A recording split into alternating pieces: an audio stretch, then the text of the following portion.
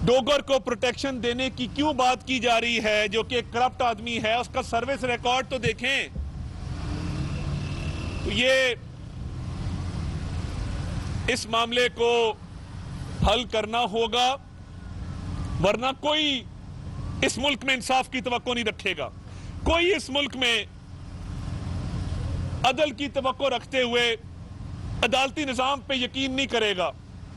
और ये उन नेक नाम जजों को जो रोजी रोटी कमाते हैं हलाल की, जो जिनके बच्चे इस काबिल नहीं होते कि वो बाहर पढ़ सके, उनकी फीसें वो अदा नहीं कर सकते, वो अपने पेट पे पत्थर बांध के जुडिशल सर्विस करते हैं, वो अपने कम वसाइल के अंदर अपने खानदान की परवरिश करते हैं, अपने लोगों अपने बच्चों को पालते हैं।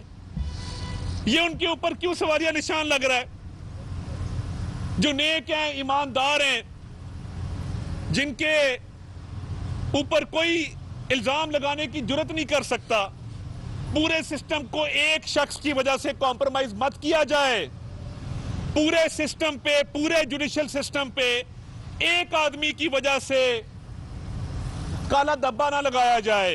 तहकीकात की जाए, इंसाफ किया जाए, ताकि वो नेक नाम जज, वो ईमानदार जज, वो फर्शनास जज जो सुबह शाम इस मुल्क की खिदमत करते हैं, अदल और इंसाफ करते हैं, उनको तहफ़्फ़ुज़ हासिल हो और वो सर फख्र से बुलंद करके माशरे में चल सकें कि हमने हक हलाल की रोजी रोटी कमाई है।